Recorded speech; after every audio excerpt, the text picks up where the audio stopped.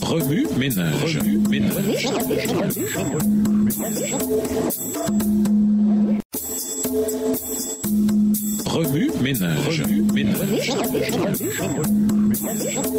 Bienvenue à votre émission Remue ménage. Nous voilà à la leçon de mercredi, se conformer au plan de Dieu. Invité. Jésus, tout comme Moïse, a eu l'occasion de prendre les choses en main, de s'appuyer sur ses propres forces au lieu de faire confiance à son Père. Chaque tentation à laquelle il a été confronté était un moyen de contourner le ministère difficile qu'il était appelé à exercer. En disant à Jésus de faire du pain avec des pierres, Satan a tenté Jésus d'emprunter le chemin le plus facile. Matthieu 4, verset 3. Lorsqu'on est sur le point de mourir de faim, on peut facilement justifier le miracle des pierres changées en pain pour se nourrir. Il semble que ce soit particulièrement vrai pour Jésus, puisqu'il savait qu'il devait rester en vie pour accomplir la mission que son Père lui avait confiée. Du coup, la tentation de créer de la nourriture était donc bien réelle pour lui. À l'instar de Moïse en Égypte, Jésus a été tenté d'utiliser ses capacités pour fournir une solution logique au problème immédiat. Cependant, Jésus avait appris la leçon que Moïse, lui,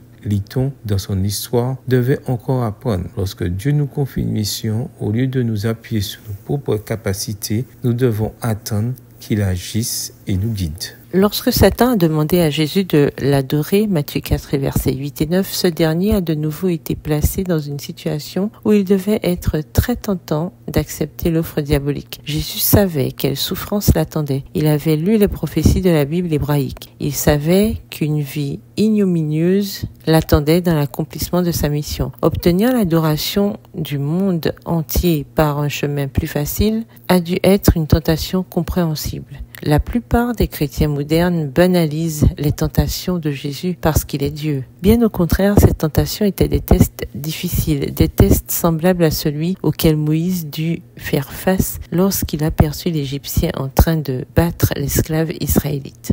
En outre, à la fin de son ministère terrestre, Jésus a été tenté de faire les choses par lui-même, par d'autres moyens. Dans cette tentation, les récits évangéliques ne mentionnent pas spécifiquement que Jésus a été tenté par Satan.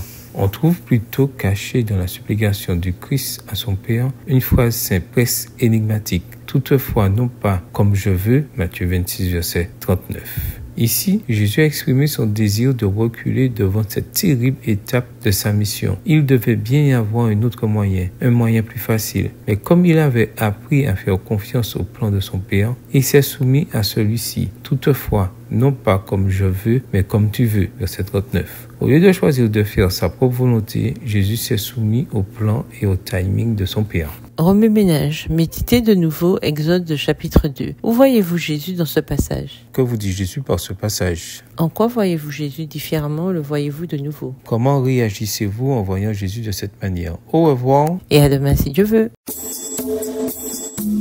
Remue ménage. Remue ménage.